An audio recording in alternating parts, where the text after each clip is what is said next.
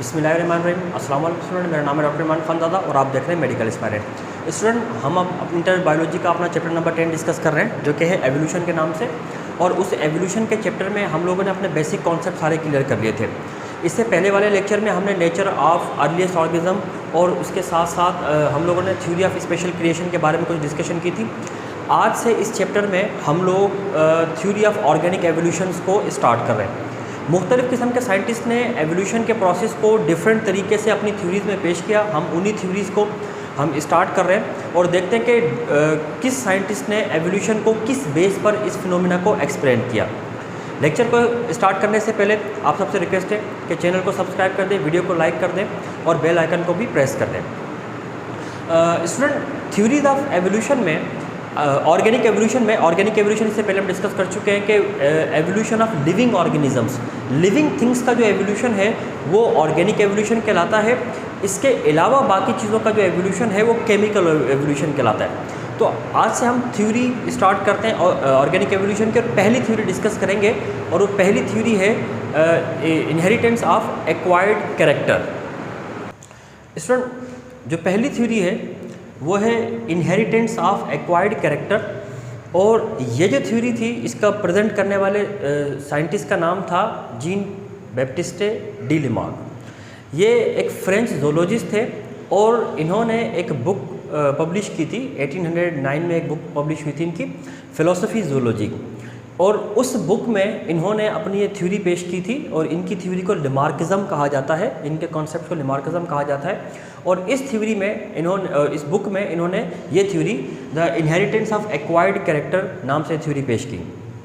अच्छा, ये जो थ्योरी थी, इस थ्योरी के 3 पॉइंट्स थे। पॉइंट नंबर 1 जो था वो इफ़ेक्ट ऑफ इन्वायरमेंट था।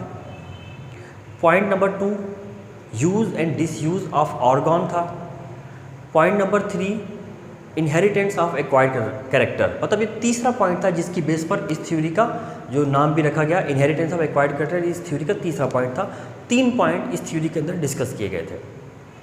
सबसे पहले हम पहला पॉइंट डिस्कस करेंगे इस थ्योरी का, और पहला जो पॉइंट है इस थ्योरी का वो है इफ़ेक्ट ऑफ इन्वायरमेंट। देखिए, मिसाल के तौर पर कोई भी एक लिविंग ऑर्गेनिज्म है, फ़र्ज़ करेंगे कि लिविंग ऑर्गेनिज्म है और वो किसी इन्वायरमेंट में सक्सेसफुली रह रहा है। तो इसका मतलब ये हुआ कि इस लिविंग ऑर्गेनिज्म ने उस एनवायरनमेंट की जितनी भी कंडीशंस हैं उन सब कंडीशंस को अडॉप्ट कर लिया है। और कंडीशंस को अडॉप्ट करने के बाद वहाँ पर उसके बॉडी के तमाम फिजियोलॉजिकल फंक्शन चल रहे हैं और कोई इसको प्रॉब्लम नहीं है।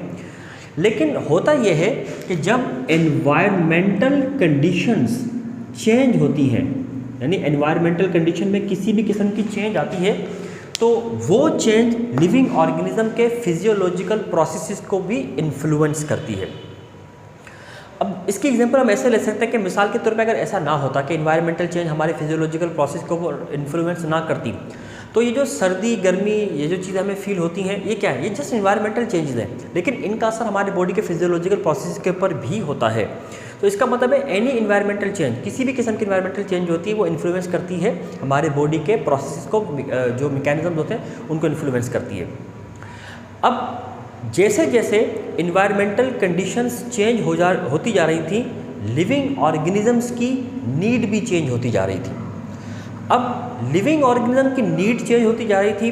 लिविंग ऑर्गेनिज्म, वो तमाम लिविंग ऑर्गेनिज्म जो उस नीड को पूरा कर पा रहे थे वो तो सरवाइव कर रहे थे, लेकिन वो तमाम ऑर्गेनिज्म जो उन नीड्स को पूरा नहीं कर पा रहे थे वो स्लोली ग्रेजुअली एक्सटिंक्ट होते जा रहे थे।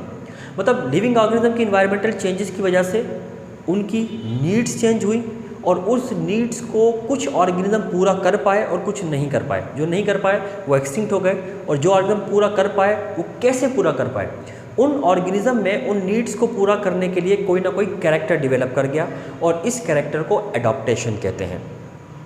और ये जो नया कैरेक्टर डेवलप हो गया, इस नए कैरेक्टर की वजह से उस ऑर्गेनिज्म में और उसके जो एंसेस्टर ऑर्गेनिज्म हैं उनके अंदर एक डिफरेंस आ गया और इसी डिफरेंस को एवोल्यूशन की बेस कहा गया। क्योंकि एडॉप्टेशन का मतलब है किसी नए कैरेक्टर का एनवायरनमेंट के इफेक्ट की वजह से डेवलप कर जाना, और नए कैरेक्टर का डेवलप कर जाना मतलब ऑफ स्प्रिंग अपने पेरेंट्स से चेंज हो चुकी है, इसी को एवोल्यूशन कहा गया। तो पहला जो पॉइंट था लिमार्क की थ्योरी का वो ये था कि इन्वायरमेंट इफ़ेक्ट करता है और इन्वायरमेंट की इफ़ेक्ट की वजह से ये एवोल्यूशन का प्रोसेस इंड्यूस होता है, क्योंकि एवोल्यूशन के प्रोसेस के लिए कोई ना कोई तो ड्राइविंग फोर्स चाहिए होती है जो एवोल्यूशन के प्रोसेस को इंड्यूस करे। और रिमार्क के मुताबिक जो एवोल्यूशन को जो फोर्सेस इन्फ्लुएंस कर रही थी वो था इफ़ेक्ट ऑफ इन्वायरमेंट।